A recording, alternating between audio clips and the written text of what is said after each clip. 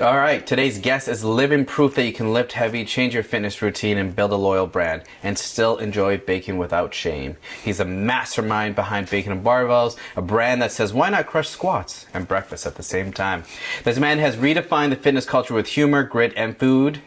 Ladies and gentlemen, Jordan Moffat. Stronger, harder, faster, healthier, better. Hey! Thanks for coming on, man. I appreciate it. Greatest introduction I've ever had. Oh, well, I'm honored. You brought cookies. I brought cookies. My mom insisted on baking cookies. She always does. She wants me to find friends. There you go. I love it. What kind of cookies are they? Chocolate chip, semi-sweet. All right, let me open it up. Oh, you even gave me that nice little platter. Yeah, buddy.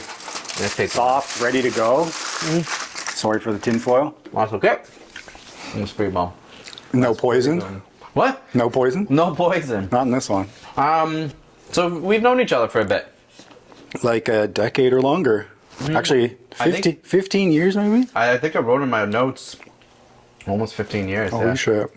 You look the greatest I've ever seen you. Yes. The healthiest. Yes. The leanest. Yes. Keep it going. Keep and I it think going. Your beard is great. Thank you. It was always nice though. Thank you. I was actually worried about it last week. I can't grow here. I don't know how to shape it. Got to figure that out. I'm the worst with my beard. I'll pay a guy extra money to do my beard. I was thinking about that. I'm like, I need to figure out how to shape this because I don't know. I don't know how to work with my head. Does it get annoying to comb it all the time? Yeah. Even through COVID, I actually grew it down to my chest. It was wild. But in the summer, does it get hot and itchy? Oh yeah. You get birds stuck in there. And, yeah, it's gnarly. I love it. So today, I just kind of want to talk about, you've kind of built a little bit of an empire, and I had the pleasure of kind of witnessing the birth of it. So I don't know if a lot of people know that story. So I guess my first question is, what was that aha moment in starting Bacon and Barbells? Probably when I did a competition in late 2013, and for winning, or not winning the competition, just for sign up, you get a t-shirt. And it was one of those scratchy Gildan style, everybody gets it type of promotional t-shirt. And I was like, I was so stoked to do this event. Got the shirt and I was like, man, this sucks. This quality's garbage. We can all agree that Gildan is... Yeah, I mean, just like when you start. Yeah, it's like the promotion, it's the good life of t-shirts. There you go. Hi-oh. No, but basically it's the promotional shirt. It's just whatever. It fits, everybody, and it's a safe bet for people who are running small businesses or whatever, and especially in large quantities. As an athlete, we just wanted something more. So I was like, man, this sucks. I want something better than this. Went to the promoter of the event. I was like, if I can make shirts for you for the next event, better quality, better designs, whatever, would you be okay with that? He goes, yeah, we're not tied to them. It's not a big deal. I even asked the guy who made the shirts. I go, if I come back and do shirts for the next event, do you care? No, whatever.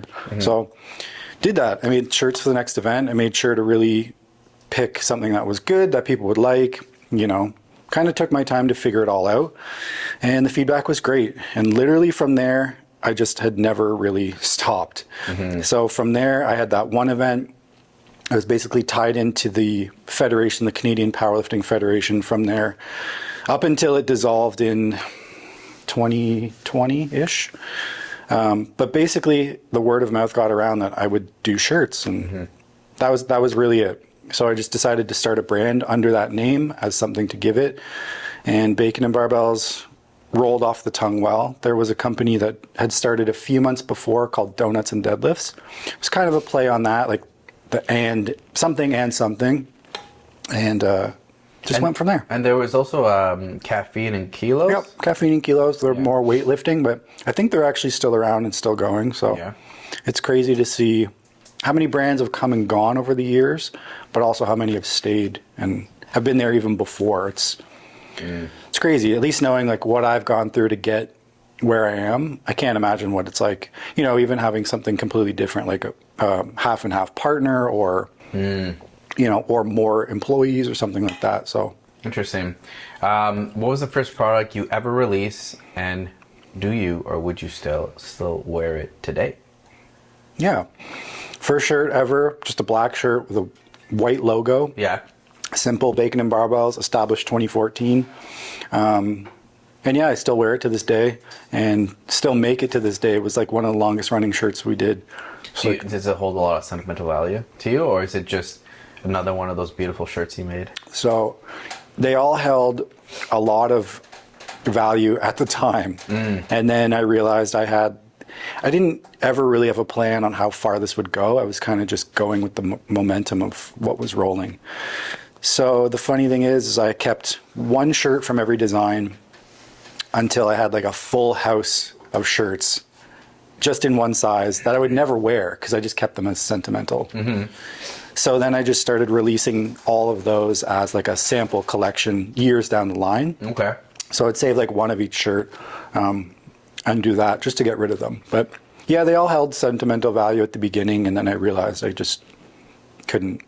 I had to pick and choose. So I would pick like one in every 10 items to keep and wear and kind of promote on my body type of thing. I like, it's funny because I I find you like whoa, a chocolate chip cookie is hitting good. Yep. I find that you're a very creative person when it comes to your shirts. Thank you. Do you find that for yourself also, or to you it's just like you're just trying as hard as you can to get as creative as possible? It's funny because we've talked to an artist and stuff like that, and on an outside perspective, it seems as like how hard, like it's so creative, like like how hard is it to create something, and to them it's just like, oh, I just let kind of the creative juices flow and I just let it happen. Yeah. But I wouldn't consider myself a creative person in that sense, so I would have to try really hard. So for you, do you go for a bike ride? Do you work out and think about it? Or does it just like you listen to music and it just comes? Well, I see all the workouts you post every day, and that's creative. Yeah. Well, I'm creative in my field, but like... But that's still, across the board, that's still creative, right?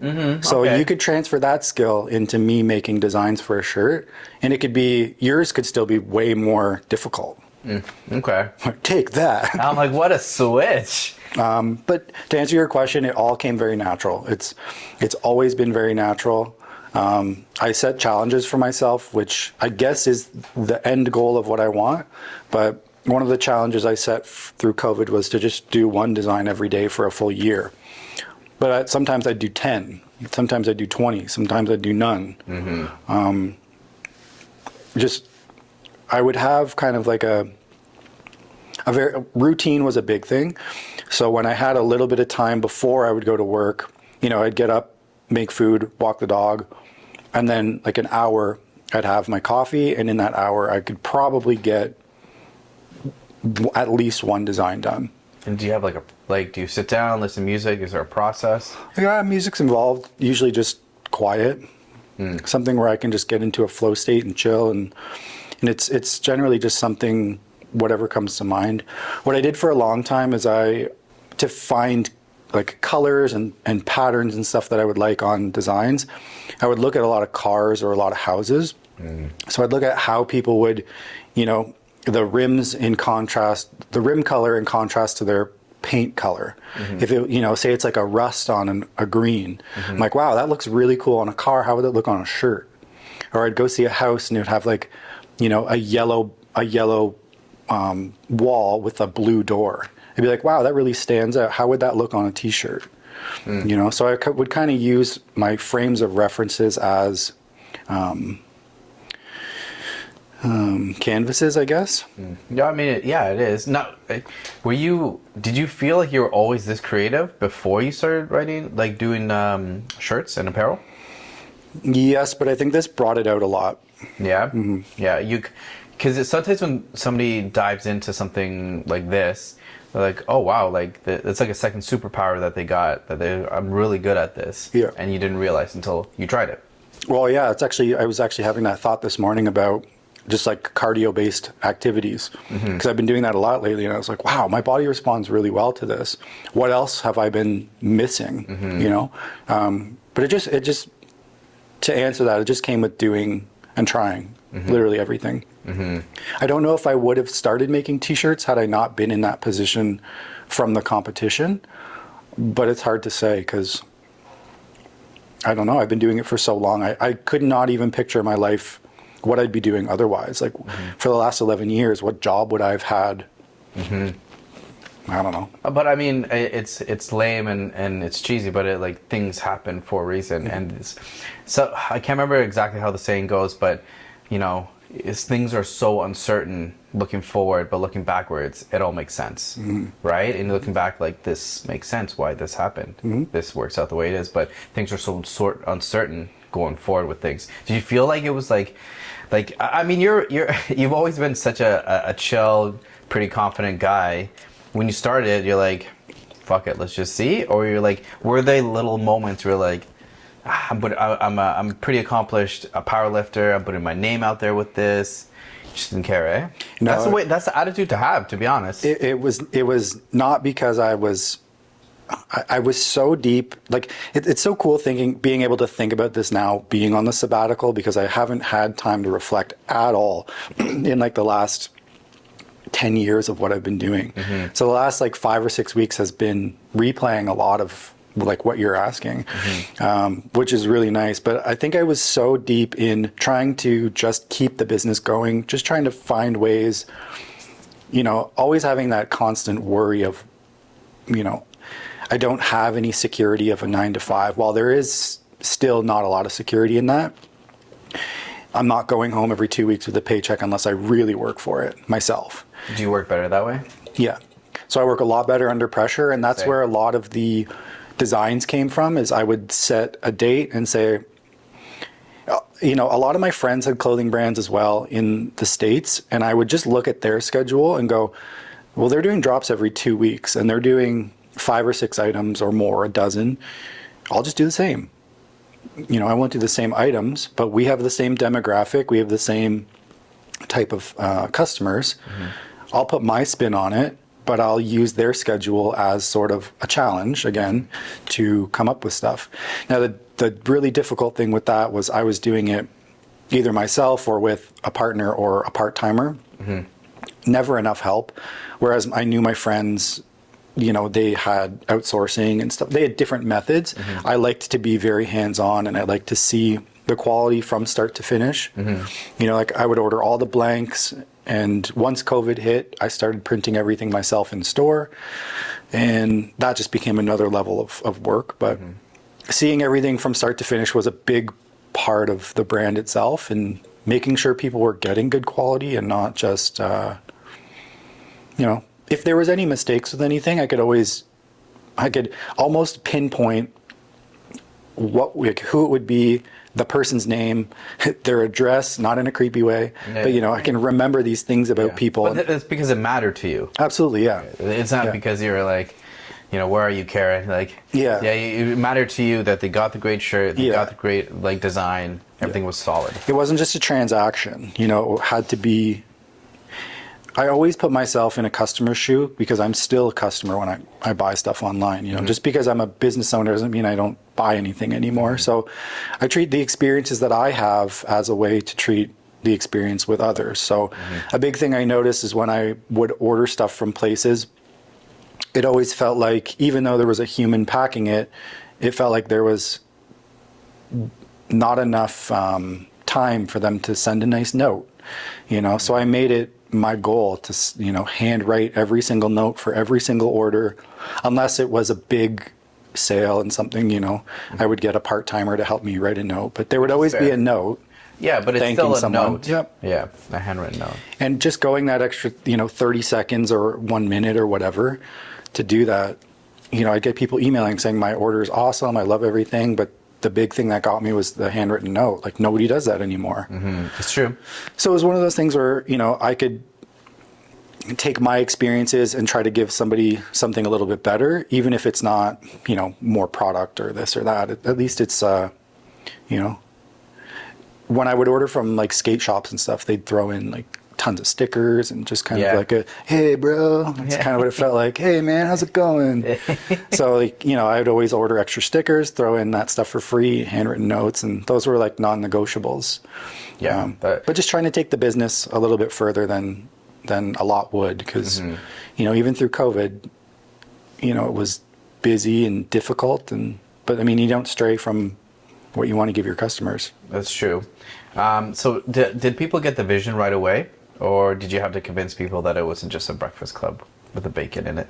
It's funny because people still ask, like, what does the name mean? I'm like, I don't know. It just sounds good, okay? It just works. I don't know, man. I don't know. If I could call it barbells and barbells, I would, but that would just be weird. But people, you found that a lot of people like understood it, resonated with it. Yeah, like even from the get-go, it held some potential. Mm-hmm. Because like when you and I were working together when I released the first batch, I was still at Good Life, and I did a batch of 50 shirts, and I sold those out within the 24 hours, and I was like, man, from here, if that's all it takes, it's not kind of my mentality, but I was like, wow, I think I really have something here, an opportunity. Yeah. Mm-hmm. And I still think to this day that was probably still my best release ever. I probably did like 200, 300, 400 releases. I can't even imagine how many. Tens of thousands of items. Mm-hmm. And that first one was still like the best and the fastest. That's pretty sweet. That's what she said. Yeah, did you decide messages or slogans that you put on your clothes? Do you write down like 5 of them? You have some pretty clever ones. Yeah, a lot of those are just like cheeky. Some of them are just trying to be... Okay, let me expand a bit more. So I always felt very pigeonholed by the name Bacon and Barbells. I felt like every design and everything had to be somewhat related to that name in some sense. So I would really try to focus on making, fitness related jokes, or, like the everything hurts and I think I'm dying shirt. Yeah. Like that could go any way, but if you throw a kettlebell on there, it's now a fitness shirt. Yeah. So stuff like that. And like the antisocial lifting club, that was just a big take on antisocial social club.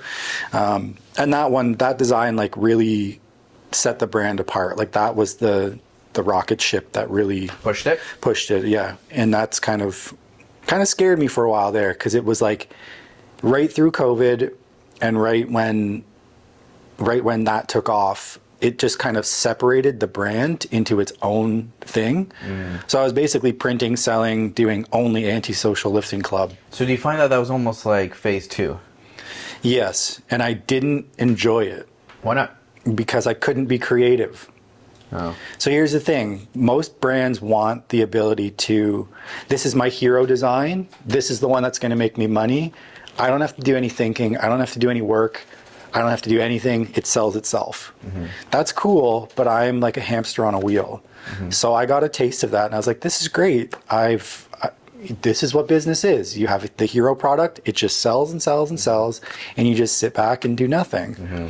And I sat back and did nothing for like 3 days. I'm like, this sucks. It's the worst. I need to create. I need to be disappointed, or like, I need people surprised people not to find these designs good or something, because I've always had that feedback. And so how did you pivot from that? I kept that as its own separate brand. I accepted that was something that people wanted, and I tried not to overdo it, and I tried not to shove it down people's faces. Not one singular face. One face. But yeah, I let that be in its own lane, and then I just still pushed hard with Bacon and Barbells. And they were still interconnected, and they're still together. But behind the scenes, I was like, man, I hate that design.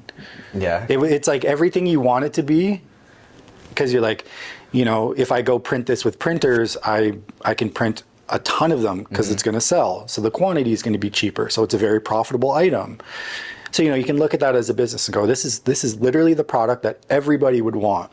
Business-wise, it made sense. Yeah. Creative-wise, it killed me. It killed you. Yeah. And I was stuck between, I'd be like, look at this new design. Oh, I'll take this one. You're like, okay. I just printed this. No, I'll take this one. I'm like, okay, I understand where the demographic is going. What's also ironic about that, too, is everybody who bought the Antisocial Lifting Club were, like, complete extroverts. Like, would talk your ear off nonstop. Oh, really? Yeah, just like... That's hilarious. Yeah. Have you ever had a design or drop that didn't go as well planned as you hope? Yes.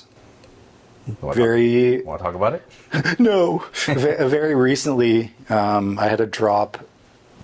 I think going on a lot of good drops and then seeing something just do absolutely poorly was such a shock to my system in a good way, I think.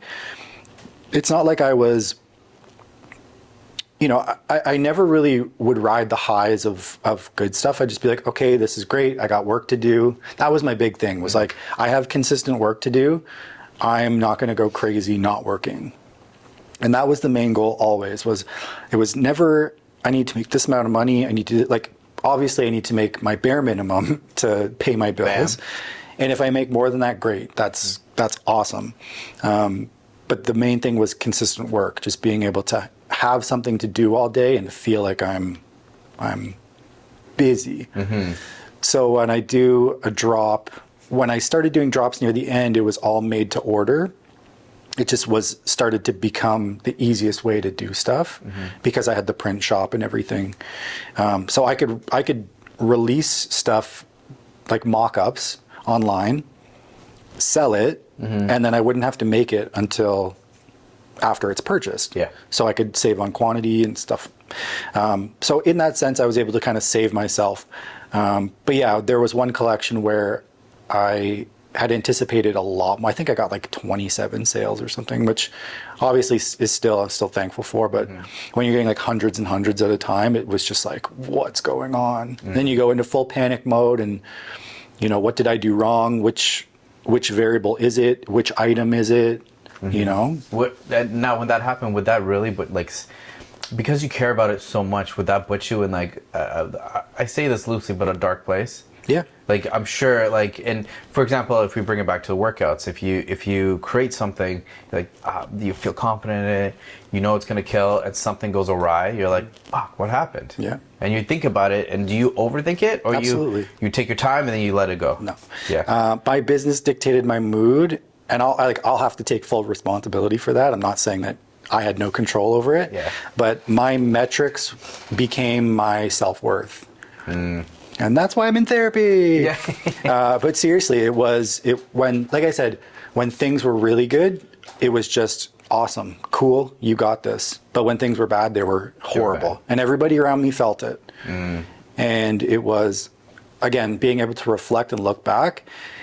Going back to the business, there are a lot of things that I would change. Being able to not react as quickly, take time to reflect and kind of, pull myself back in.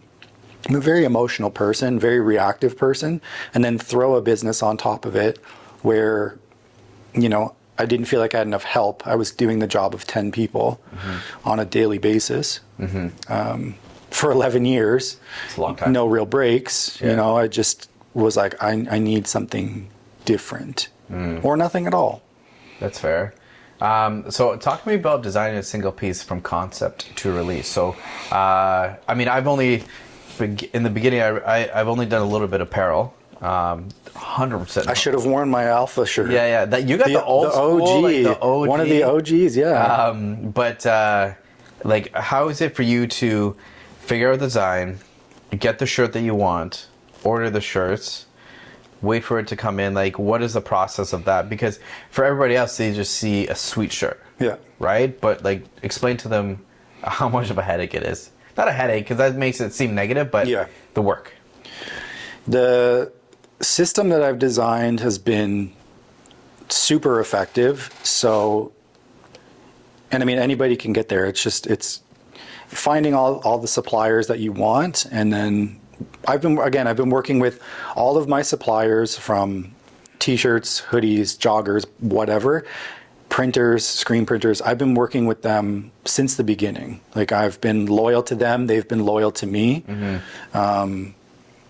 So it's really a very simple process for me at this point. But if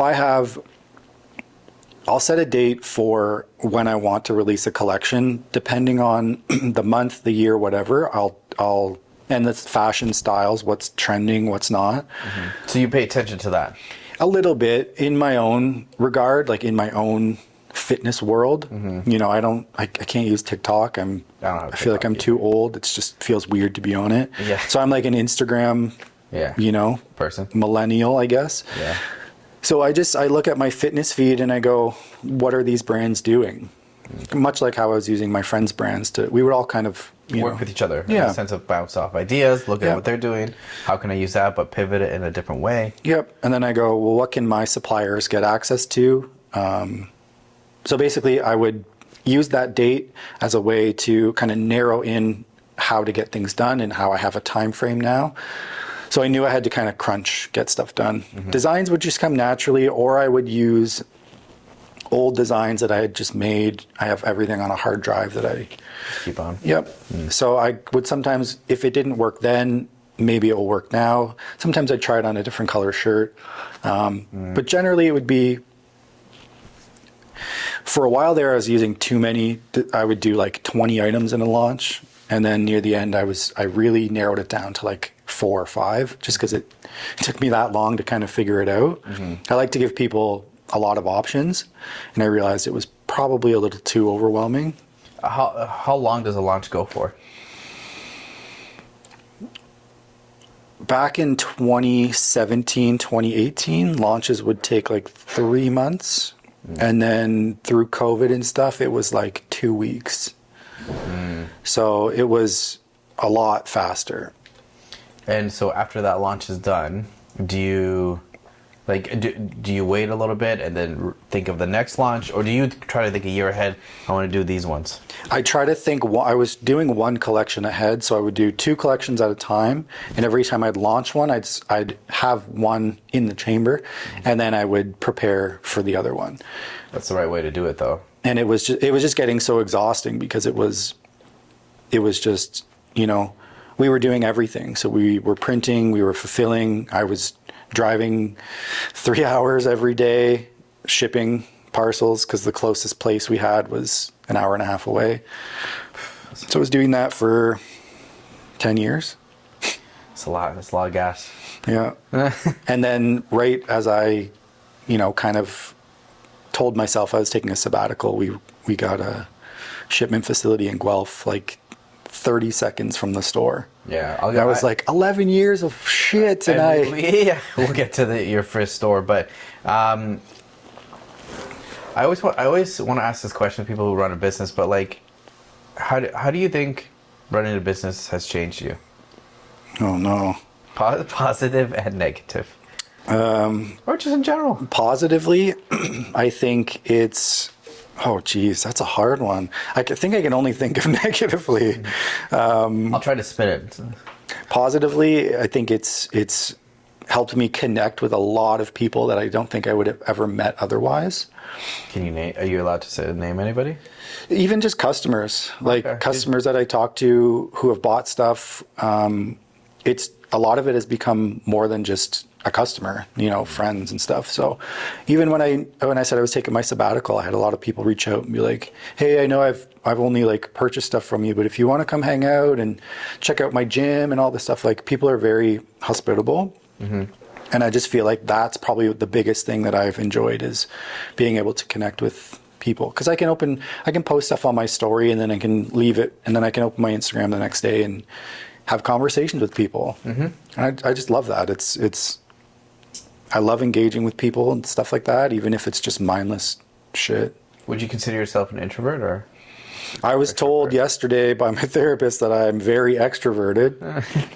I don't know. But what would you consider yourself? I consider myself introverted. I'm very independent, hyper independent. And I also like to be alone a lot.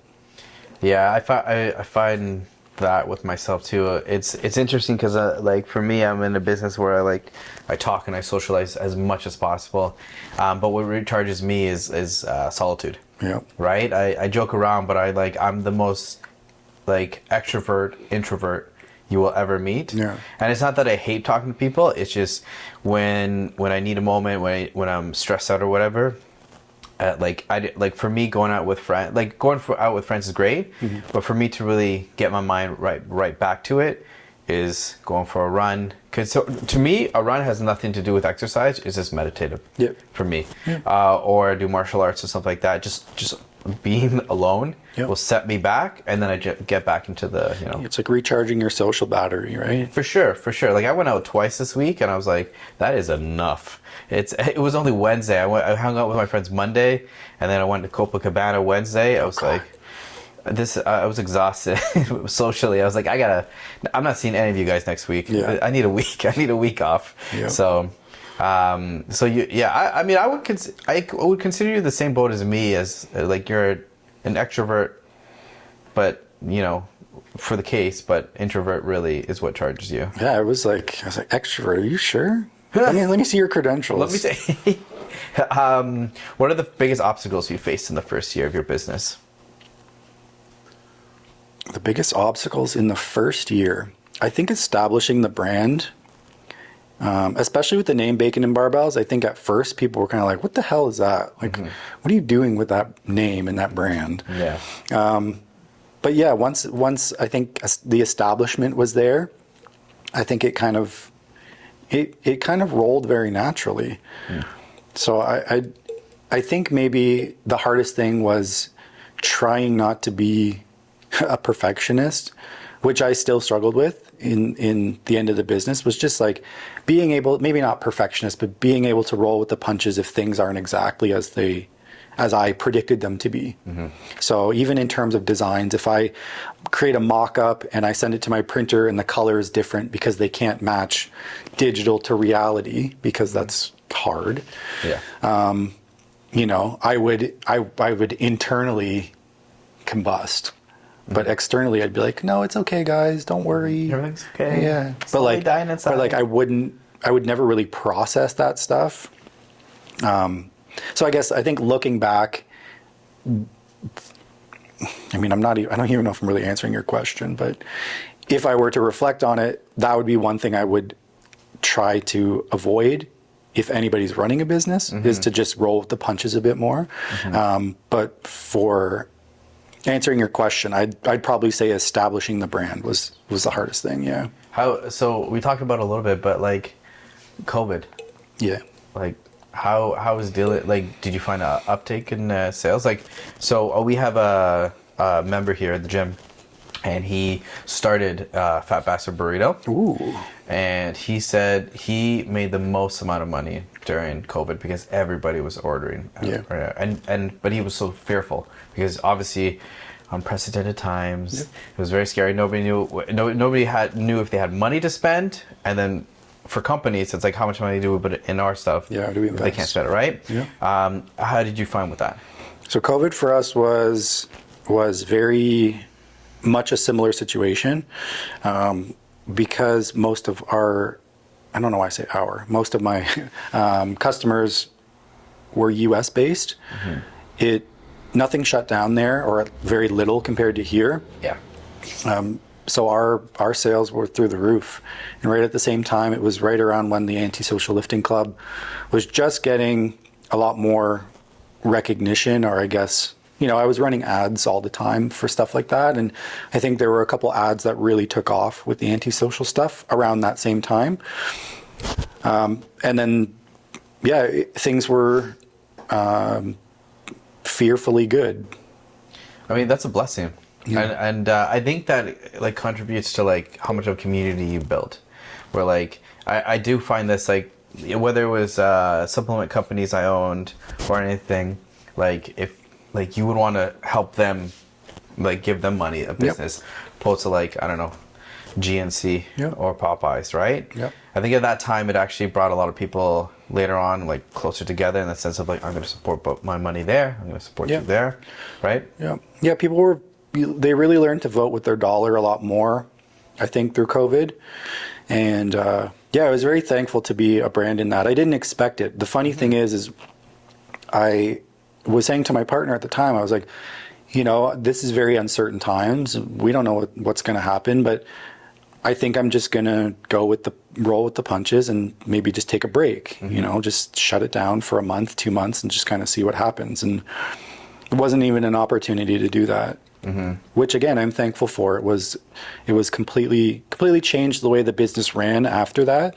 But it also threw me into really uncharted waters that I didn't know how to navigate as like a unqualified businessman. I think you're a pretty qualified businessman, but I find that funny because like with businesses, it definitely it's a crucible that like gets given to you for you to like build your personality, your patience, time management skills, financial skills, right?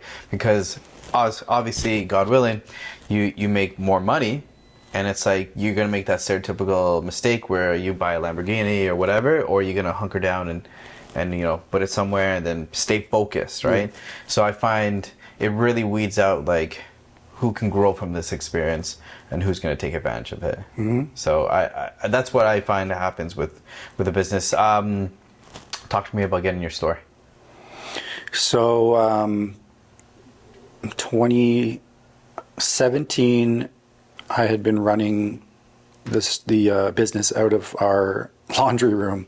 So I was like folding and preparing stuff on the washers and dryers. And we moved out finally. Woo! Sponsor time. With that hydration. Yeah, buddy. We ended up moving, got a place still in Guelph. And I was just looking for a store and found this little rinky-dink kind of haunted little house with no shower. And it was on its own single property. And I reached out to the guy, and he was super awesome at a landscaping company. He kind of just used the property to store his stuff. And had this little house on it. And it was like maybe twice the size of this room. And like I said, no shower, so he couldn't really classify it as a house. House, yeah. But it was the starting point. It was the original Bacon HQ. And I would just basically house all the merchandise there and ship stuff from there. And then after, I'd say 2 years, I wanted to look for something more downtown area. So I reached out to this place where the rent was cheap, and my original landlord knew this landlord really well. And he was literally like, hey, this guy wants your store. Hey, he's a good guy. Okay, we'll let him in now. So I literally transitioned, like, my contract was, he just like ripped it up there, set a new contract for like the next 2 days. 2 days later, Perfect. I was in the next store, and like no conditions, no background check, nothing. Cause he's like, yeah, he's a good dude. Yeah, you know? So like, it's just that's what I loved about Guelph. The very few things that I loved, it was like a very personable place when you knew a lot of people, and you could kind of connect that way. You know, it was like small town in that sense. So he's like, oh yeah, I'll take your word that he's a good guy. Cool. So it was a really easy transition. So I went from like 600 square feet to a 1,800 square foot facility. And then my partner at the time had a art gallery in there as well. Also worked out. Yep. And then once COVID hit, I took half of the retail store out. So there was like tons of space, but the front was a retail store. I took that out and just replaced it with screen printing supplies, and then never stopped. Until What's something about running a clothing brand or apparel brand that no one warns you about, or you would warn someone trying to start it up? Not just a clothing brand, but I guess as a business in general. One thing that was difficult for me was the realization that people aren't going to care about your business as much as you do. You know, like you can have employees, you can have, you know, partners, whatever, but if it's yours and the ideas started from you, you're going to be the only one who cares as much as you do, you know? So just don't go in with the expectations that people are going to truly go above and beyond to what you think, because I have high expectations. So I expected everyone to not work at the same pace as me, but I would almost get frustrated when people couldn't keep up, you know? So that's not anybody else's problem. That's my problem to reel it back and be like, you need to work with others, not others need to work with you or at your pace. Yeah, I think that would be it. It's just, and it's not to say people don't care, because they obviously do, but it was a hard mindset for me, a very rigid mindset of like, why don't you care as much as I do? It's like, well, why would they? Do I care about something that you, you know, like there's lots of things that you really care about that I don't even know about. Yeah. You know, so it's hard to gauge that with people. They just want to see you succeed, but they don't want to get dragged into the abyss of. Yeah, You know? that's fair. I think it was Alex Hormozy who said, nobody should have more passion or love for your business. Yeah. Like employee-wise, and if they do, then it's not yours anymore. Yeah. Right? And that doesn't mean anything, as you said, negative towards them. It's just at the end of the day, like it's your baby. Yeah. And you need to love it and have all the passion in the world. Now, people can they can follow and be passionate about what you're doing, but at the end of the day, you will have more. You will have more, right? Was there a moment where you saw someone wearing your shirt that went viral or took you by surprise? Yes, I still remember it. It was super awkward. So it wasn't viral in any capacity. Why was it super awkward? Because I confronted them because I was so excited, and So I was at a Shoppers Drug Mart. I saw somebody wearing one of my shirts. It was the heathered red shirt with like a gold print, gold Bacon and Barbells print. Yeah. If anybody's listening and they've wore that, they know it's from like 2015, 2016. Yeah. So like early on. It was a classic. Yeah, early on when I didn't see it very often. So I'm going into a Shoppers Drug Mart. I see somebody wearing the shirt. He's going in and I'm like approaching him fast. Like aggressively. And I was like, that's one of mine. Yeah. And I was like, hey. And he's like, turns around. I was like, that shirt, that's my shirt. He's like, no, it's my shirt. And I was like, no, I made it. Like, thank you for wearing it. That's so cool. And he's like, okay. And I'm like, all right, well, I just want to say thanks. He's like, well, you're welcome. And he just like walked back inside and I was like, wow, I totally just overwhelmed that guy. You're like, way too much. Yeah. Like fanboyed somebody wearing my shirt. So it was the moment where I was like, if you see somebody wearing your shirt, don't tell them. Don't just like appreciate the moment. Just do one of these. Yeah, just appreciate the moment. So like I have seen that. It's a trip. It's honestly, it's. I don't know, man. I think you're downplaying it a little bit because, like, I mean, YouTube's full of like fitness influencers and fitness YouTubers, and I see a lot of people wear them, man. Like, I'm like legitimately so happy for you because it makes me feel like I know that guy. So you know what I mean? There was one with Joe Sullivan. Yeah, he was an athlete of ours at the time, and he was wearing the maroon, heathered maroon with the white OG logo. And he's at some I remember he stopped at some CrossFit gym randomly in some town, I can't remember, and he was squatting, and he asked the owner, can this bar hold over 600 pounds? And the guy's like, yeah, no problem, whatever. So he racks, I think he has like 685 on the bar. I can't remember. I've seen the video. Yeah, and he's squatting. Have you seen the video? Oh, we got to show you after. He's squatting it, and the bar is bending down his back. As he's coming up, the bar is just bending. And he doesn't know how to bail. So he's just like, he can't put the bar into the hooks because it's so jacked up. So he throws it, and that video went super viral. That video went like 100 million views. Yeah, and he's wearing your shirt. Yeah, and the funny thing I always say to that is that 100% did not translate to sales. Really? Not one bit. It's just kind of cool, I guess. Because everybody asked, like, yo, that video went crazy. Did like everybody buy your shirt? No. No, it doesn't. It doesn't translate like that. People are just like, whoa, that lift was crazy. Next video. Yeah. You know? Yeah, it's funny because when I saw it, I was like, is that? That is. I was like, that's pretty, I mean, that was scary, but that's pretty cool. Yeah. Like I'll be scrolling YouTube and it's like gym fails compilation, and like the thumbnail is Joe with the shirt, and I was like, holy shit, 42 million views. What? Yeah. Not translating to sales. How much did you find social media is word of mouth? Or like, sorry, how much did you find is social media helping you with the business or word of mouth? I would probably be dead without social media. In terms of business. Okay. Yeah. In terms of business? Yeah. It's I guess the necessary evil, but I absolutely hate it for, what it promotes. But as a business, it's the greatest tool you can have. You can just upload whatever you want, and some people can get lucky and go viral if that's what they want. And some people can have consistent customers, viewers, whatever. But it's been incredible for creating a community. And, you know, like I can think of like 2 dozen people off the top of my head who have bought stuff who I talk to on a daily basis, just through DMs or stuff like that. And just chatting, looking at their life through their stories and stuff. And it's so cool. It's a situation I never would have been in otherwise. But word of mouth has been big as well. I can't say how big. I truly don't know. It's hard to. I guess it's hard to like really have that metric. Yeah, exactly. Right. Instagram, Facebook, whatever. You can like have those analytics. Yep. But word of mouth, it's just kind of like. But if I ever run into anybody wearing it, I'll say like, "How'd you hear about it?" Or you know, usually social media or. So you mentioned before like running ads and stuff like that. Like, is that another skill that you had to hone in, running ads on Instagram or Facebook? So I was getting really frustrated with trying to figure that out. So I would just find somebody on YouTube who would run ads, who would show you how to do it step by step, and I would just tailor it to my ad.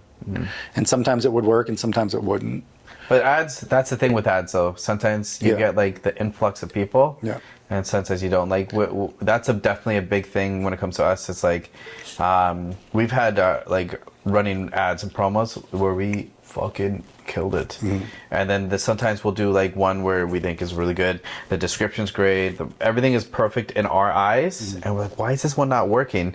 But it's just with ads, it's just like you always have to just keep taking away, putting something back, figuring it out. It's like it's a whole nother skill in general. I've had ads rejected because they had too many letters, too many words written in it, and it's just. They finally removed that policy. They did? Good. I haven't run them in a while because I was getting so frustrated, and they. It was so frustrating. Yeah. I have a question. Yes. About the bent barbell. Yep. Did you repost that on your social media? Yep. And it didn't. So it was big. It didn't go viral until bigger places started picking it up, but I reposted it and posted it a couple times over and over. Reposted it. It did well. Yeah. Like the content itself is pretty crazy to watch. Yeah. I gotta see. It's like the perfect viral video. It's like it's just the scene of it happening, and that's it. You know, it's like no fluff, And it's authentic, right? Yeah, it's authentic. That's right. Yeah, but yeah, it was. I should repost it, see how it does.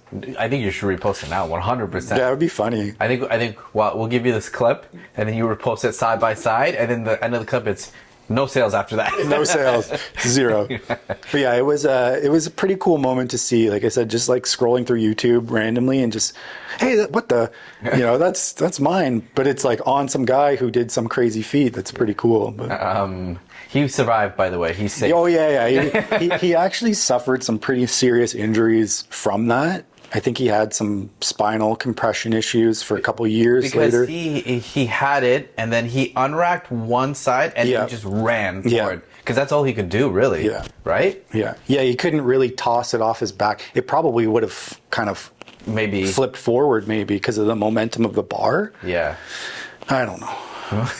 He's safe. He's alive. He's actually he's bodybuilding now. He looks incredible. So yeah. I follow him. What's a dream partnership or a cool collab that you would love to do? It's a great question. Or none. I would like to do. I would like to do a collab with a bigger brand, like a big brand like Nike or something like that. Obviously, that's probably an answer that everyone would give. But I would love to see more behind the scenes of how they structure their releases, how they do their, you know.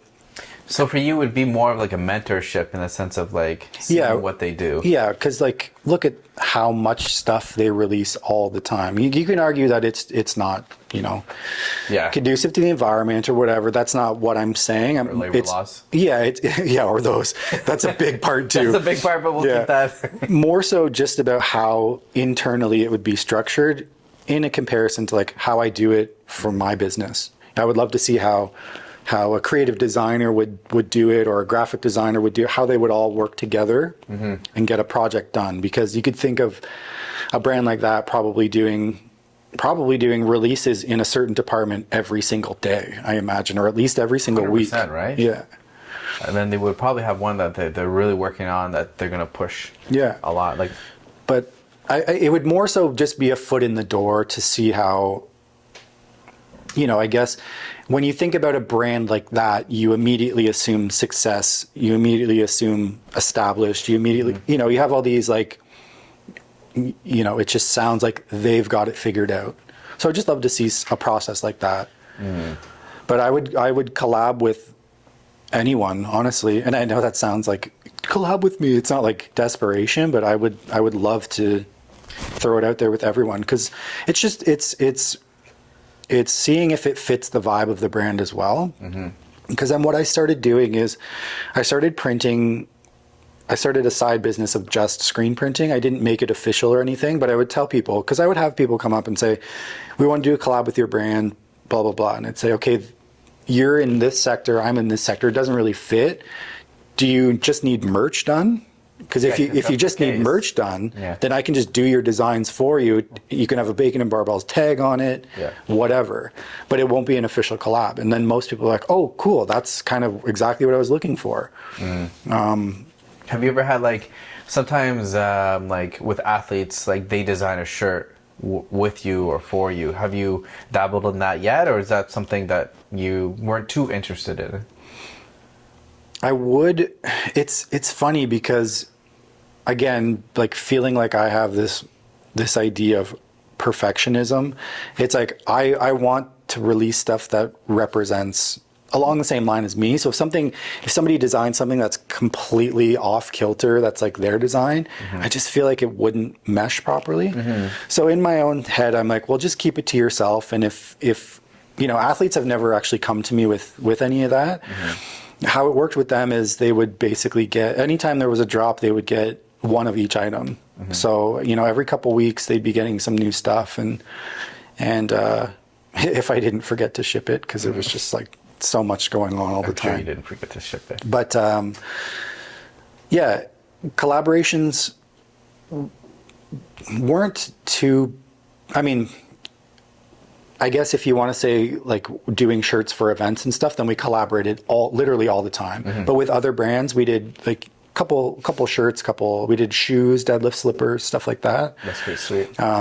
Those processes were very integral because I was working with businesses that were making like so much more money, so much more profit. So there was a level too. And there was a level of professionalism that I wasn't used to yet. So in a good way. In a good way, yeah.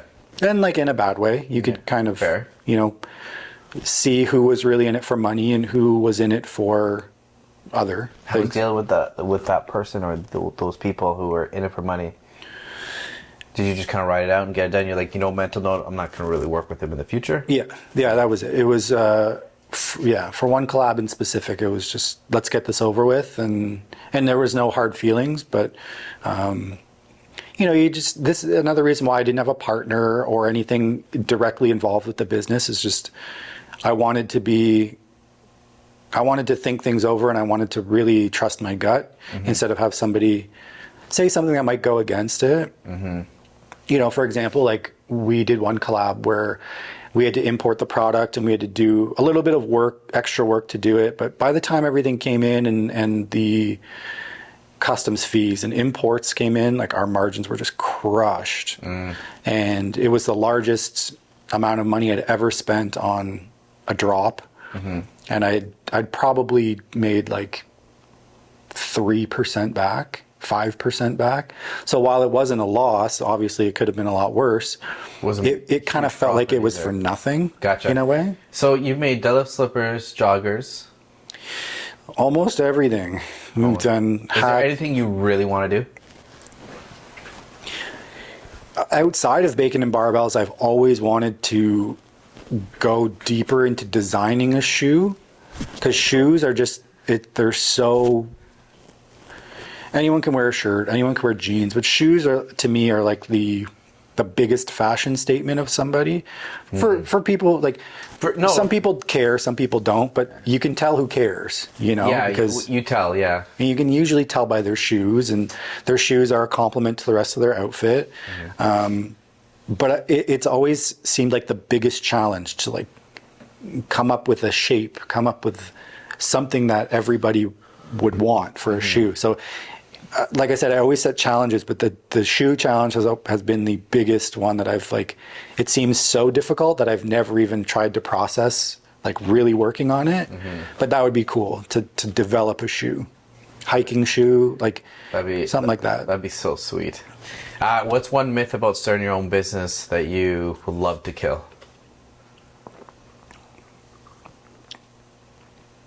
You have lots of freedom. Ain't that the fucking truth?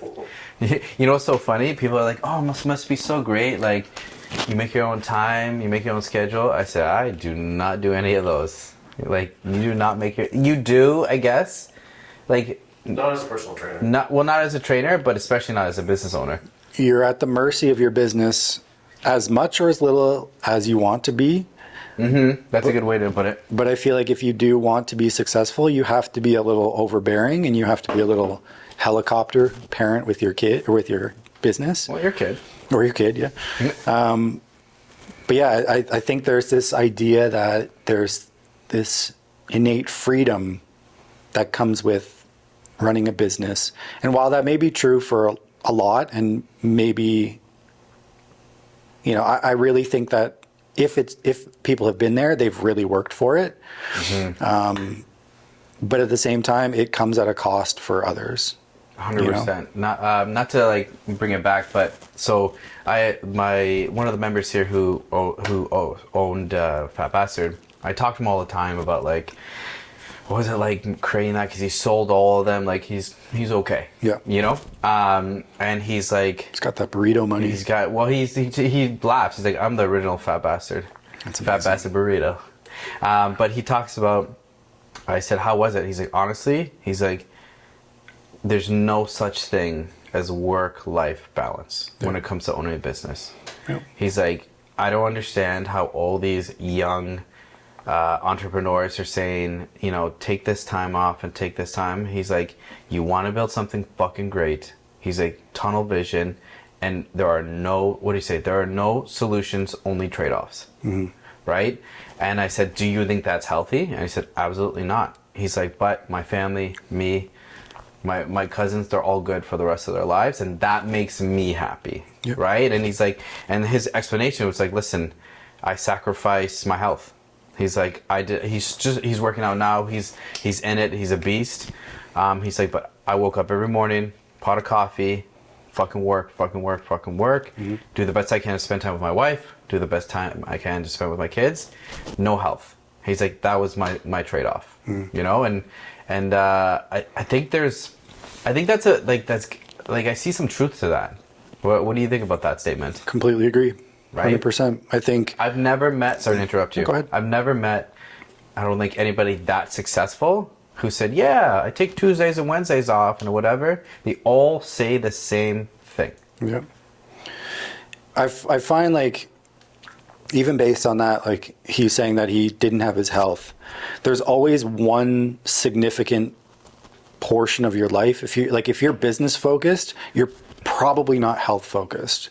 Yeah. If you're health focused, you're probably not as business focused. You know, you there, like you're saying, there's a trade-off, and to be balanced in all of them, I think is a pipe dream. Yes. And yeah, I couldn't agree more with what he said, because I feel the same thing. You know, like you don't get time off.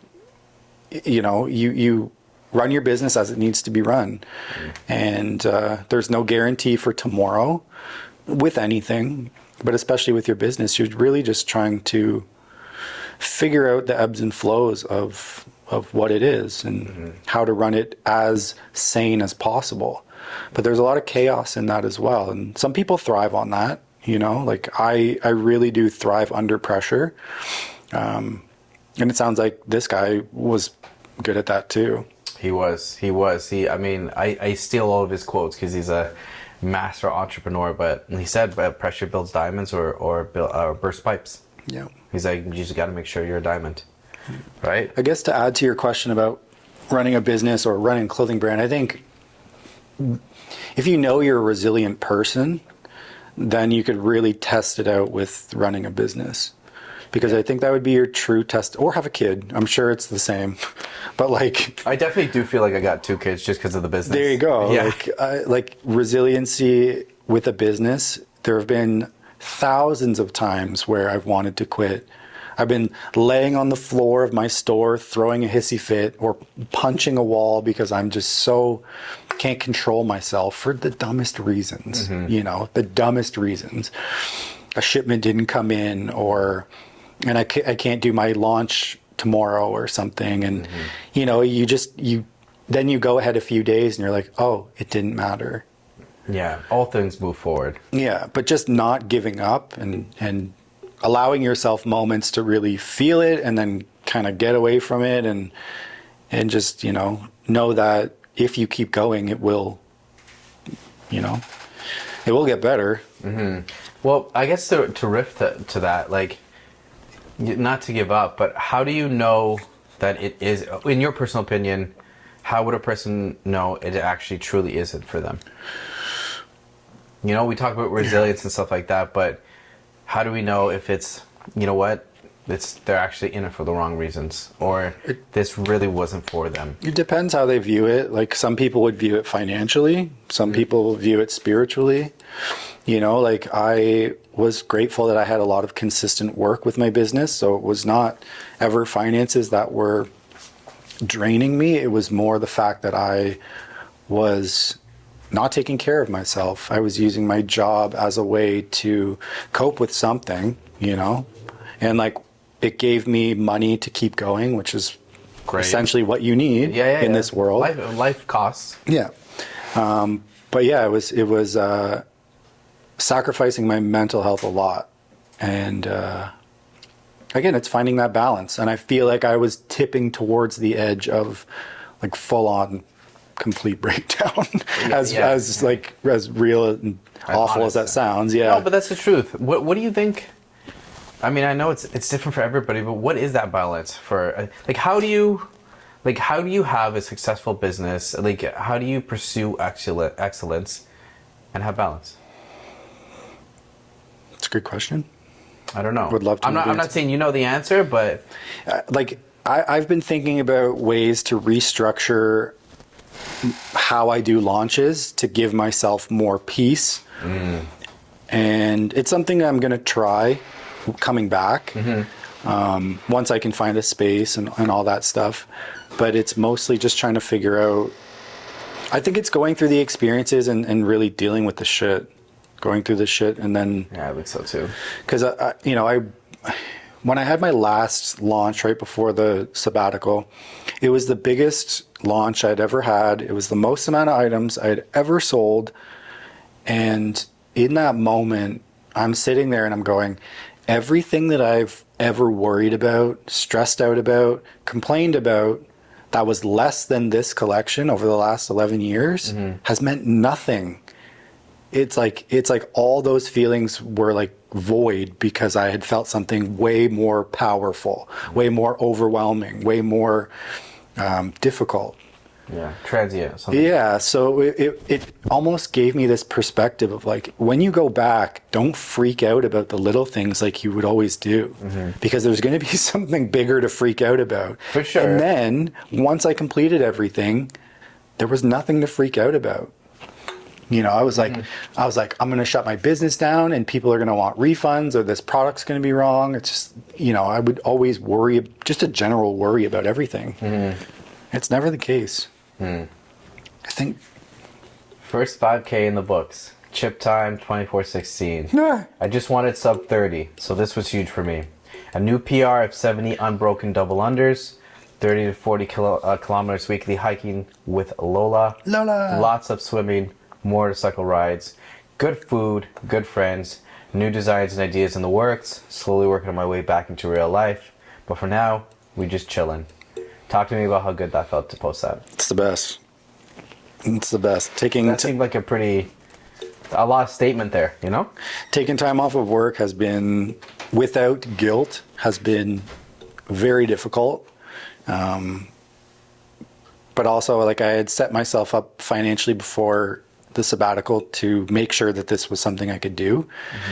But yeah, like, taking time off, I would do it differently. Going back, I would take smaller breaks throughout the year, maybe like 1 week every 2 months or 3 months or something, and just do a little mini reset. But yeah, it's been really nice to just disconnect and not wake up and focus on sales, focus on emails, catching up on previous week's order, anything wrong with any discrepancies. Yeah, it's been really nice. It's been difficult to feel like I'm doing anything worthwhile because my job was my worth. So it's like if I had work to do, I'm worthwhile. Which also, if I didn't have work to do, it was a bad day. Yeah, that's fair. So I would always keep myself busy. But yeah, taking the sabbatical has been amazing. The 5K was completely random. I just really wanted to, since I've been skipping a lot lately, I just kind of wanted to test my lungs. And yeah. Talk to me about switching from powerlifting to skipping to running to doing 100 burpees in an hour or something like that. So it was an hour full of burpees. No, it was just, I can't remember what it was. I think it was just 100 burpees a day. Because when I had the pleasure of knowing you back then, you were like deadlifting 600 pounds. It was like you were benching like refrigerator, like so much, 315 to like even more than that. Quite a shift. A shift. So from powerlifting, I did my last competition 2018. Shortly after that, well, I guess not shortly after, I just didn't have any, I was just training and all that stuff. Then COVID hit 2019, 2020. And gyms closed, and then I just started getting into skateboarding. So I really lost all my size just doing like cardio-based stuff outside. Pretty jacked. Thanks. So from skateboarding, I did that, and then I actually started skipping to supplement skateboarding because I wanted to like jump higher, be more balanced, stuff like that. Started to fall in love with that because it's just like you were saying with running for you, it's meditative. It's just like complete flow state. You don't have to think about anything. Or if you're trying new stuff, you're fully concentrated. So you're fully in the moment. And then it's just branched off from there. So like I've been doing, I found that I loved it so much, I would have to stop myself every day. I would go for like 30 minutes and I'd be like, I have to stop. Otherwise I would skip for fucking 6 hours. Yeah. So then I was like, man, if I can have cardiovascular endurance this long, then maybe I can do a 5K and maybe I can do well. And so I ran a 5K in the trail with Lola and did like just under 30. And I was like, wow, that's not bad. I wonder if I could do better on a flat road or, something that's without elevation. So found a 5K that was like a week later in Mount Albert. And I was like, fuck it, I'm going to do it. If I cancel it, who cares? Went and got my bib and I was like, okay, this is serious. And then the next day I was like, oh, I don't want to do this. Went anyways. And then I got a time of 24:16, and I completely blew my time out of the water. I was like, I'll be 45 minutes. I might not finish. Maybe I'll pull a calf. I don't know. Yeah. My knee or whatever, my hamstring. But I went in without any expectations besides the sub 30. I felt like it was doable, but I didn't know pace. I didn't know anything like that or techniques, and so I just found some guy who was running in front of me a little bit faster, and I just followed him, staring at his legs the whole time. I'm like, left foot, right foot, cool, I'll do the same. That fast, cool, I'll try. And then after the event, I was like, dude, I was following you the whole time. Like, he's like, yeah, I noticed you had we both had like tons of tattoos. So I was like, I'll just look at his tattoos and watch him fucking fly by. But yeah, it was lots of fun. I already signed up for 2 more. And we should go for a run together. Sure. Talk to me about your sabbatical. Did you feel a lesson feeling like you have to take it or you wanted to take it? Or did you feel like this was the right thing? It was definitely the right thing. So over the last couple months, I realized that I wasn't utilizing the store, a lot of the space of the store as much as I should have been.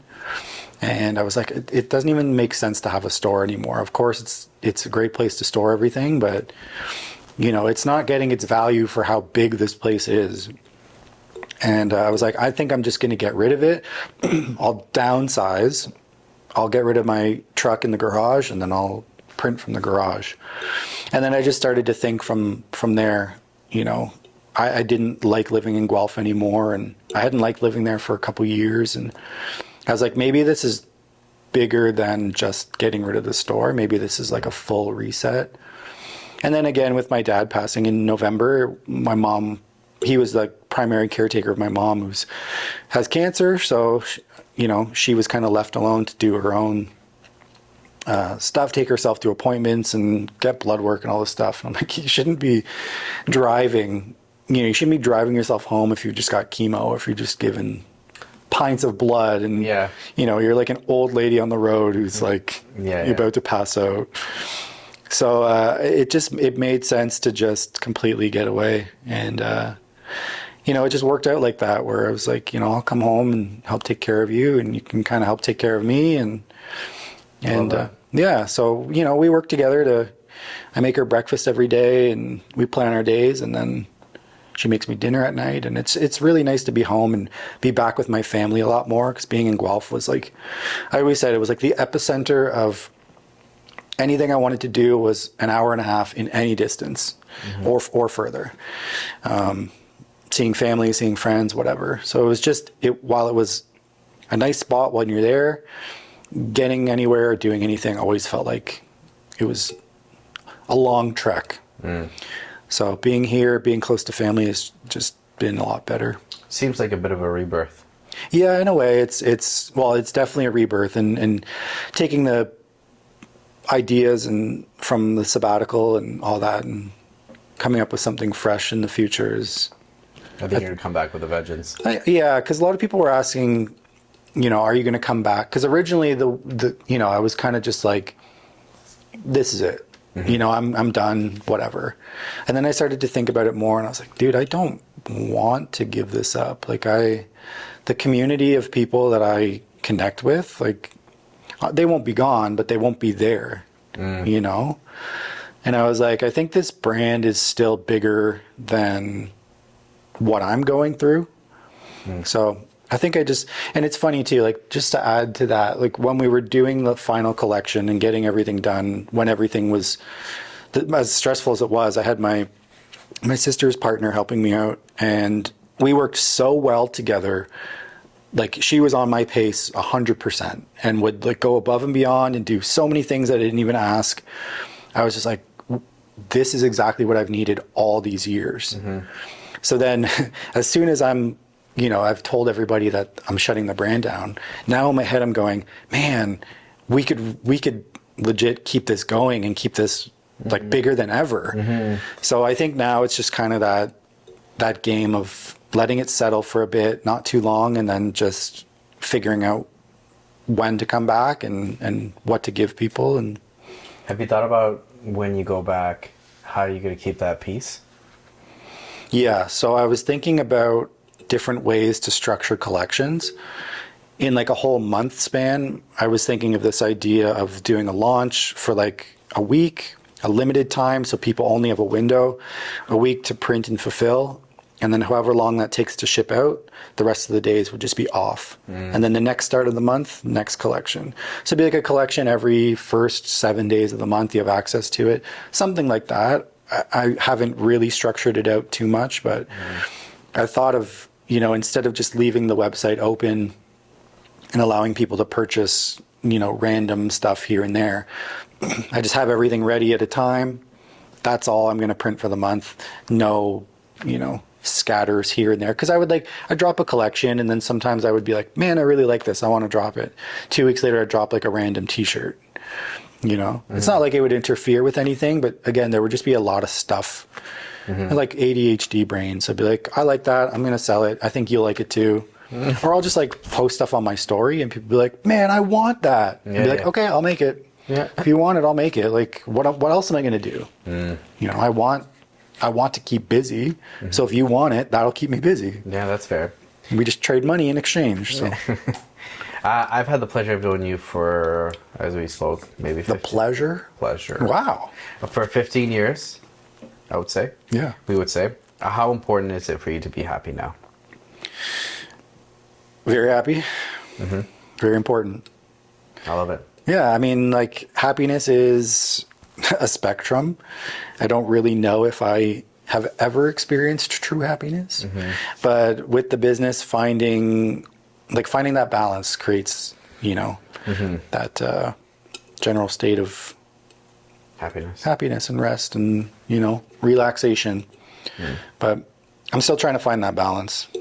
I think we all are, but Yeah. with the business, it's I don't know. If I find it, I'll share the secret. I love it. Write a book.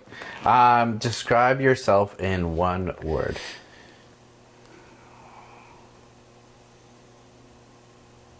Next.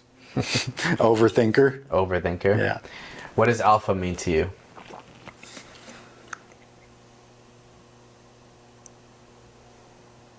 I just think of a wolf. I love it. Well, I mean, that makes sense. Yeah. Jordan, it's been like a pleasure. Let's bring this home. Where can they find you? What's the best way to reach out to you? You can find us on Instagram at baconandbarbells.co. Website is baconandbarbells.co, but there is nothing for sale right now. Okay. But it's still open. It's not going anywhere. But Instagram, Facebook. yeah, Instagram, baconandbarbells.co. I have my own personal one, but I don't use it. Also, Better Luck Next Life is the other brand that I have, which is like just outside of fitness. That's betterluck.nextlife on Instagram. And the products are all on Bacon and Barbells as well, but also not for sale right now. That's all right. Yeah. Appreciate you. Appreciate you guys from watching. Make sure if you're watching on YouTube, like, subscribe, share, comment. If you're listening or watching on Spotify, please share. We're a growing community and we're trying to show it as many audiences as possible. Great guests. So we love you guys. Ciao. See ya.